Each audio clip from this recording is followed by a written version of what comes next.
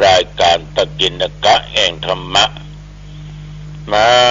พบปะกับญาติกับโยม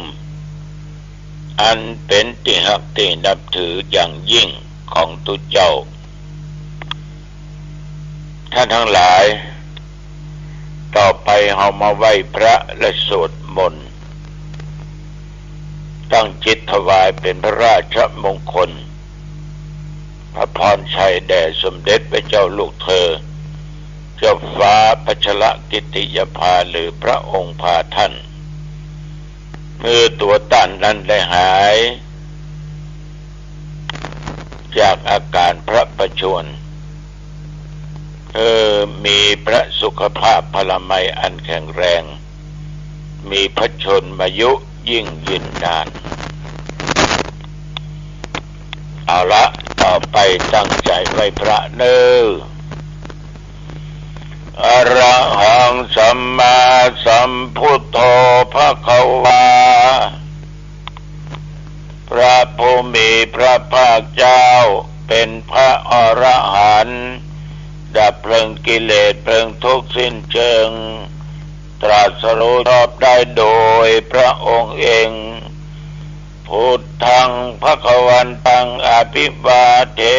มิ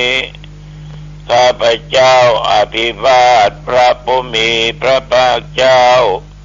ผู้รู้ผู้ตื่นผู้เบิกบานกราบพระพุทธสวากขาโต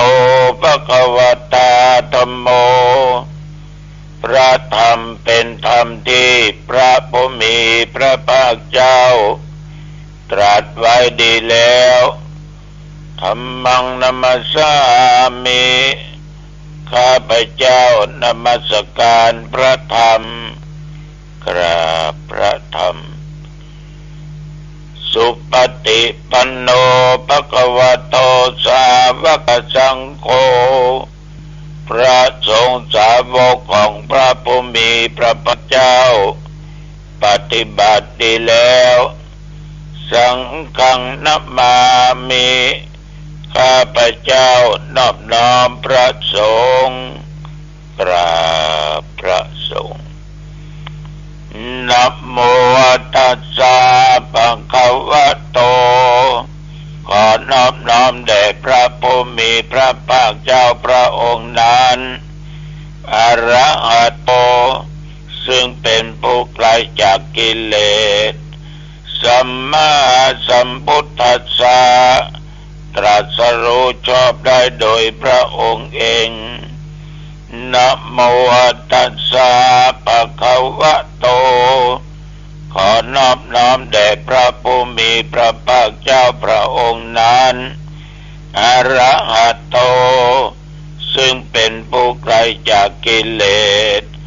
สัมมาสัมพุทธัสสะตรัสรู้ชอบได้โดยพระองค์เองนะโมตัสสะภะคะวะโตขอนอบน้อมแด่พระผู้มีพระภาคเจ้าพระองค์นั้นอะระหะโตซึ่งเป็นผู้ไกลจากกิเลสสัมมาสัมพุทธัสสะตรัสรู้ชอบได้โดยพระองค์เองพุทธังสรณังคัจฉามิธัมมังสรณังคัจฉามิสังฆังสรณังคัจฉามิทุติยัมปิพุทธังสรณังคัจฉามิทุติยัมปิธัมมังสรณังคัจฉามิทุติยัมปิสังฆังสรณังคัจฉามิตติยัมปิพุทธังสรณังคัจฉามิ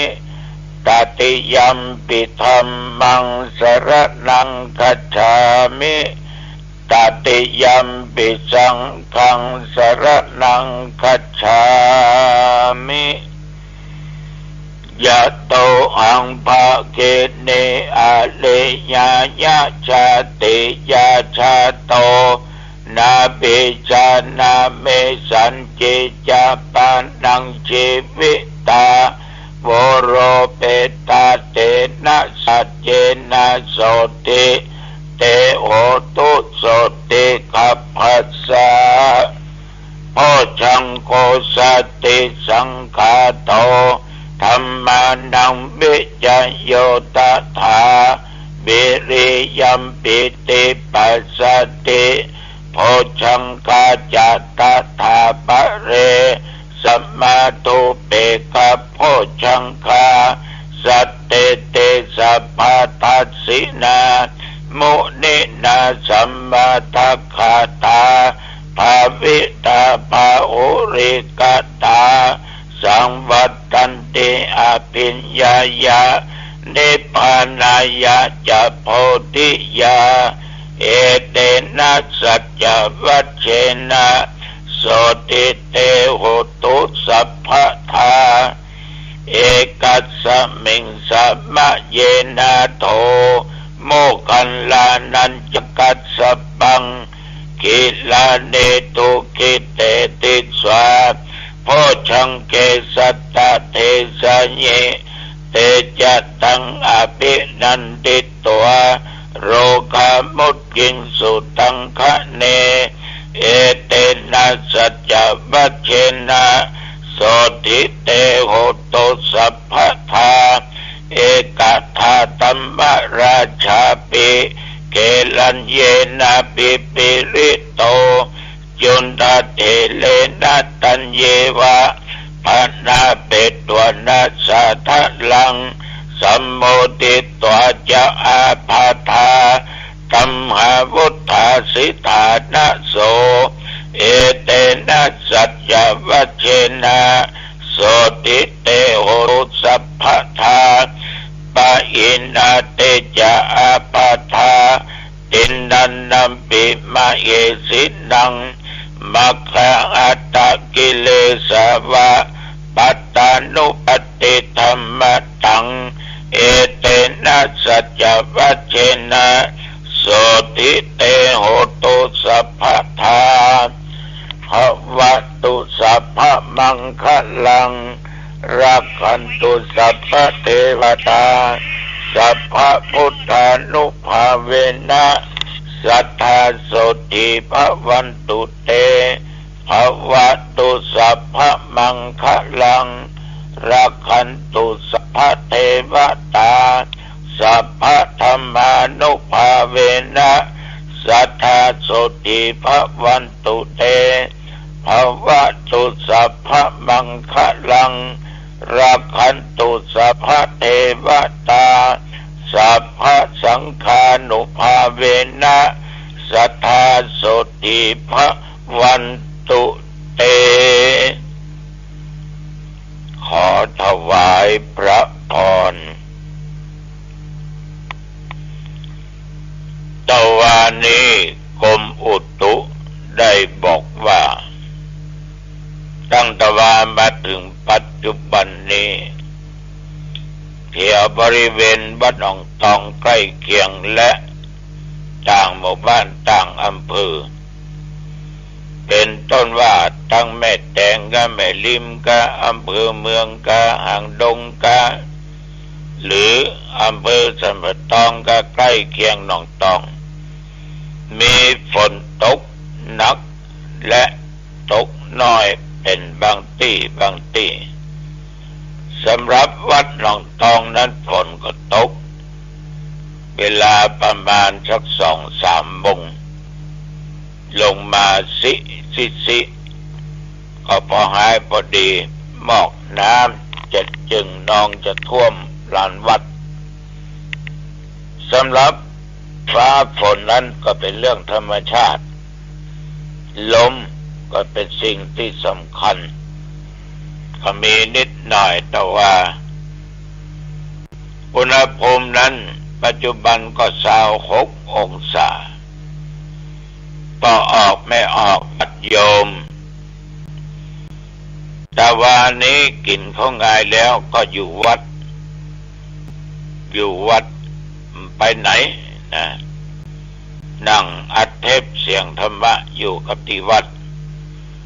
ก็มีตุเจ้ามีญาติมีโยมไปติดต่องานนั้นงานนี้ ทีนี้หลังจากฉันเพลหรือกินข้าวตอนแล้วก็ไปประชุมหมู่บ้านรักษาศีลห้าที่บ้านขันแก้วตำบลขันแก้วอำเภอหางดงจังหวัดเชียงใหม่ไปซักซ้อมกันเพราะวันที่29นี้คณะกรรมการกลางหมายความว่ามาจากกรุงเทพแล้วก็โหนจะได้มาตรวจว่าโครงการหมู่บ้านรักษาศีลห้าเป็นจะใดเป็นรักษากันแต่กามีการส่งเสริมเรื่องการของชีพสมาชีพกาหลายสิ่งหลายอย่างแต่ว่านี้เมื่อพากันไปดูก็คือเป็นแก้เกี่ยวกับการเข้าเล่มเกี่ยวกับข้อมูลมันไม่ได้ลำดากันนะเช่นว่าศีลห้าข้อหนึ่งเป็นใจ2 3 4 5ปฏิบัติกันอย่างใดมีกิจกรรมอย่างพ้องเนี่ยก็มีท่านเจ้าคุณเทพสิงหวราจารย์รองจังหวัดเชียงใหม่วัดพระสิงห์เป็นประธานมีเจ้าคุณวัดพระธาตุเจ้าสีจอมทองเจ้าใหม่วัดดอยสุเทพนอกนั้นก็มีคณะกรรมการมีภายนอกมีถึงสำนักพุทธมีถึงกำนันผู้ใหญ่บ้านมีถึงเทศมนตรีก็ใช้เวลาโอ้จากันวางแผนกันจนถึง4 โมงเย็นก็เลิกการประชุมตอนกลับมาก็มีฝนลงน้อยทำตั้งแต่วัดขันแก้วมาละมาถึงวัดญาติโยมก็ส่งน้ำพระเพิ่นว่าส่งน้ำอาบน้ำอาบท่าอย่างเรียบร้อย6 โมงไปเล็กน้อยก็ออกจากวัดแต่ว่าไปรายการธรรมะสัญจรที่วัดวังแดงตำบลอินทขินอำเภอแม่แตงจังหวัดเชียงใหม่ไปถึงหั่นก็2 ทุ่มพอดีก็เรียกว่าศรัทธาญาติโยมกับตุเจ้าพร้อมหน้าพร้อมตากัน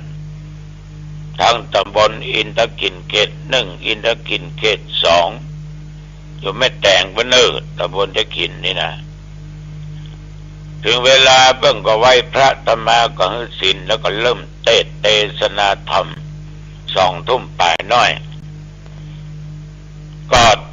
ขอขอบใจต่อตุเจ้า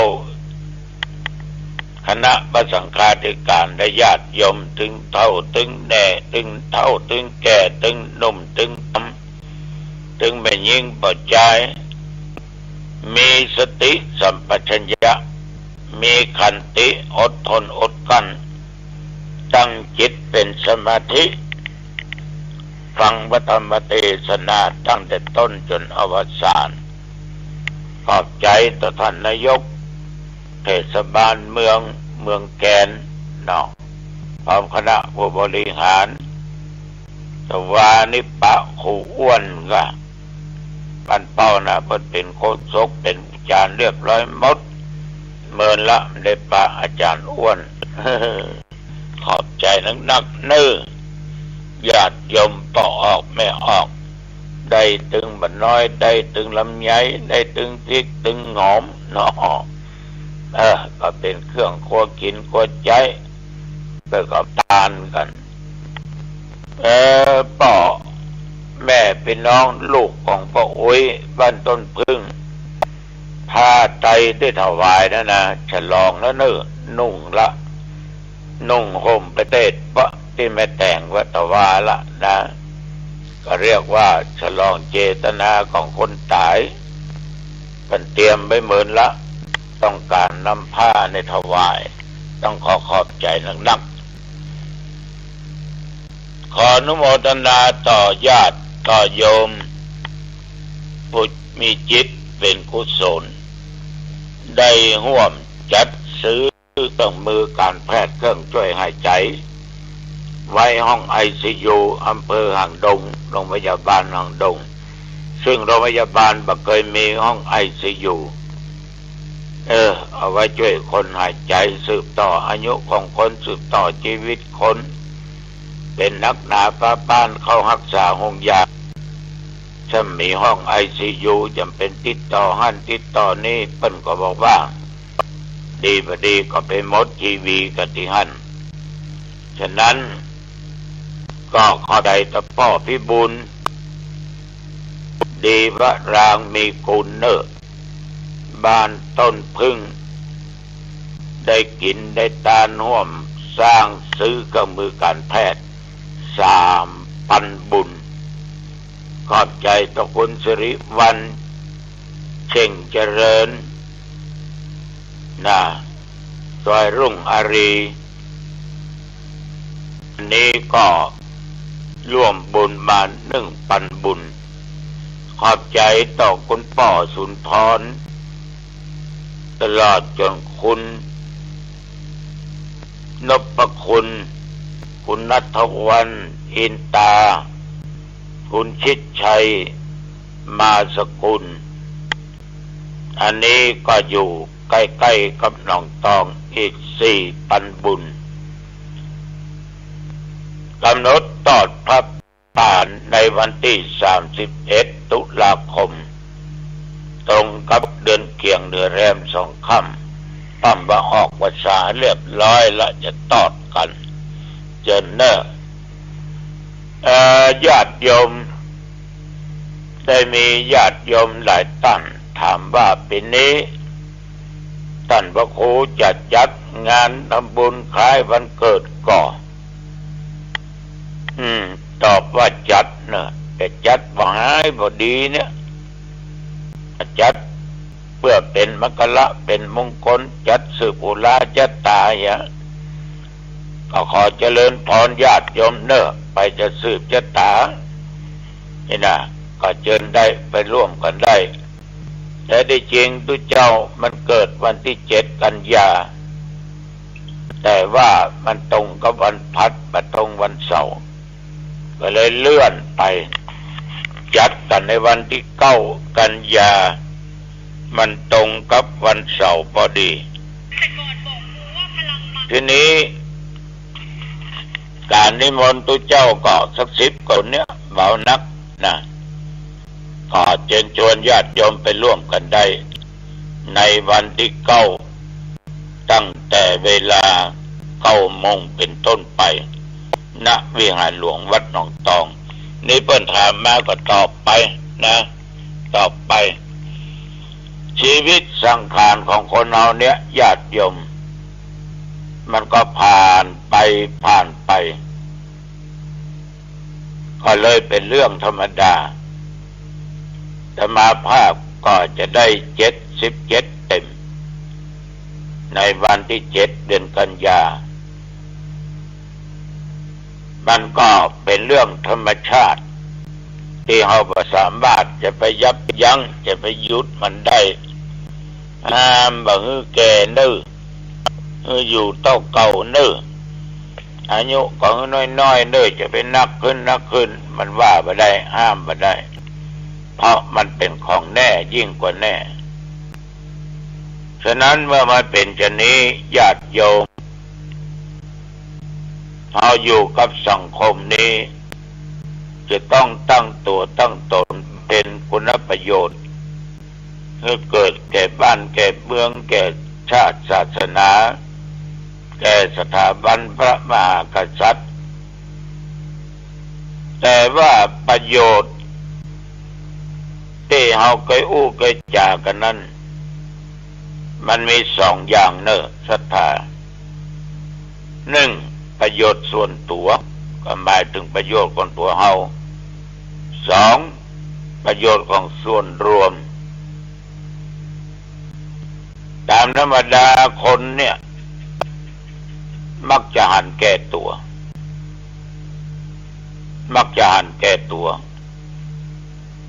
จะชอบตักตวงเอาผลประโยชน์ส่วนตัวไว้ก่อน คนที่เห็นแก่ตัวจัดมักจะกระทำคิดจะอู้จะจาเพื่อประโยชน์ส่วนตัวทั้งนั้นอู้ง่ายๆอู้เข้าข้างตัวเก่าแล้วก็จะเบียดเบียนหรือว่าปิดบังคนอื่นคนจำพวกเนี้ยญาติโยมน่ากลัวที่สุดเพราะมันเป็นคนบัดซื่อเป็นคนสกปรกนะคนเห็นแก่ตัวนี่มักโลภจะโกงช่อฉนสปะสเปดอันใดที่มันจะได้อันใดที่มันจะเอามาถึงพยายามเอาติ๊กบางคนก็หน้าไว้หลังหลอกต่อหน้าก็อู้ดีรับหลังก็ติเสียนนินทาว่ากล่าวอย่างอันอย่างนี้อาจจะหาได้คนเห็นแก่ตัวในญาติโยมแม้แต่แบ่งของเนี่ยน่าจะเลือกของดีๆแล้วไว้ที่ส่วนของมัน อันดีพ่อมดีหลายเปิ้นเนี่ยเกว่าลวกไปลวกเงาปะนี่นะ อันแก่ตัวล้มไปแม้แต่กินไม่หันแต่กินจะนั่งกินข้าวด้วยกันโต๊ะเดียวกันอันใดล้ำในหมูนไปต้องมันเนี่ยกินพ่อหน้าพ่อตาไผ่อันตรายนะพวกนี้ญาติโยมฉะนั้นพระพุทธเจ้าเนี่ยเพิ่งได้ตรัสเป็นพระคาถาว่าอัตตะตัทธะปัญญาอัตสุจิงมนุษย์สามนุษย์ที่หันประโยชน์ตัวเป็นคนบ่สะอาดของบ่สะอาดก็คือสองของที่มันสกปรกฉะนั้นญาติโยมคนที่มีความสุขสมบูรณ์มีทุกสิ่งทุกอย่างมีประโยชน์แล้วได้รับประโยชน์เต็มที่แล้วมีเงินมีทองมีข้าวมีของมีตำแหน่งหน้าที่ก็พยายามเสียสละประโยชน์ส่วนตัวความสุขส่วนตัวให้แก่บุคคลอื่นทำเป็นประโยชน์ส่วนรวมเช่นว่าบำเพ็ญตัวตนเป็นนักสังคมสงเคราะห์ช่วยเหลือนั้นช่วยเหลือนี้ช่วยเหลือคนพิการคนตาบอดก็คนหูหนวกก็คนเฒ่าคนแก่ชราหรือว่าช่วยคนตกยากอับจนบริจาคปัจจัยเงินทองส่วนตัวเพื่อส่วนรวมเช่นบริจาคเงินสร้างโรงพยาบาลเหมือนกับญาติกับโยมเนี่ยได้ช่วยอาตมาภาพสร้างห้อง ICU 8 เตียงไว้ที่โรงพยาบาลห่างดงโดยช่วยกันเป็นศรัทธาเป็นเจ้าภาพคนละเล็กละน้อยจำนวน8 ชุดใหญ่เป็นเงินอยู่ประมาณ9 ล้านกว่าบาทเดี๋ยวนี้ก็มีญาติโยมมาให้มาหอมยังไม่ถึง500,000เตื้อ แต่มันต้องได้นะมันต้องได้ฉะนั้นญาติโยมเมื่อเรามีเราก็ช่วยเหลือสังคมอันเป็นประโยชน์นะเอาพอบางท่านบางคนก็แผงสลากที่พักข้างทางการสร้างน้ำบ่อก่อศาลาสร้างสถานที่อ่านหนังสือประจำหมู่บ้านสร้างสถานีอนามัยตลอดจนโรงพยาบาลเป็นประโยชน์แก่ชุมชนคนไหนเสียสละประโยชน์สุขส่วนตัวนี้ญาติโยมเพื่อประโยชน์ส่วนรวมเป็นว่าเป็นคนที่ใสเป็นคนสะอาดมองถึงด้านจิตใจเป็นคนจิตใจใสสะอาด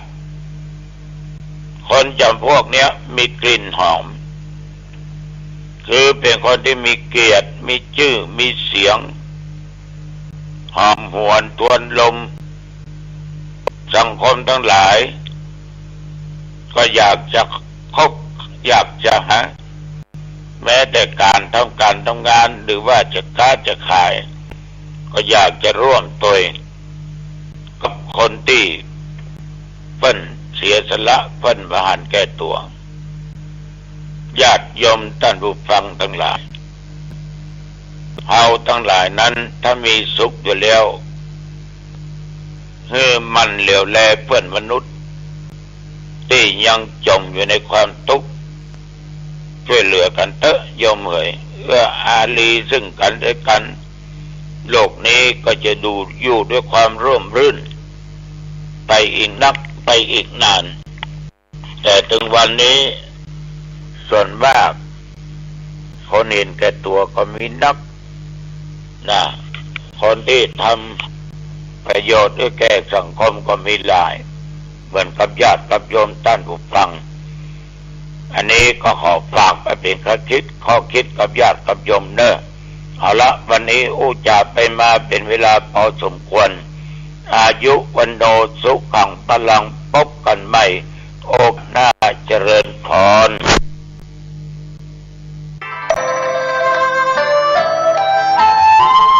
ข่าวสารเพื่อการประชาสัมพันธ์ด้วยทางคณะสงฆ์อำเภอหางดง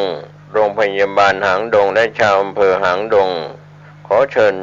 ชวนผู้ใจบุญร่วมเป็นเจ้าภาพทำบุญทอดผ้าป่าสามัคคีเพื่อสมทบทุนปรับปรุงห้อง ICU และครุภัณฑ์ทางการแพทย์เครื่องช่วยหายใจโรงพยาบาลหางดงทอดถวายณวัดหนองตองตำบลหนองตองอำเภอหางดงจังหวัดเชียงใหม่วันอังคารที่31ตุลาคมพุทธศักราช2566ตรงกับแรม2 ค่ำเดือนเกียงเหนือเวลา 13 นาฬิกาก็ขอเชิญชวนศรัทธานักศีลนักบุญและผู้มีจิตศรัทธาร่วมบุญติดต่อได้ที่พระครูอาทรวิสุทธิคุณเจ้าอาวาสวัดหนองตองเจ้าคณะอำเภอหางดงจังหวัดเชียงใหม่สอบถามรายละเอียด053-464-154หรือที่มือถือ0819503471ได้ทุกวันบุญนั้นยิ่งใหญ่ในการสมทบทุนปรับปรุงห้อง ICU ครุภัณฑ์ทางการแพทย์เครื่องช่วยหายใจโรงพยาบาลหางดงอำเภอหางดงจังหวัดเชียงใหม่งานบุญนี้จะได้ผ้าป่าสามัคคีการกุศล31ตุลาคมพุทธศักราช2566เวลา 13 นาฬิกาณวัดหนองตองอำเภอหางดงจังหวัดเชียงใหม่เชิญท่านร่วมบุญนี้โดยพร้อมเพรียงกัน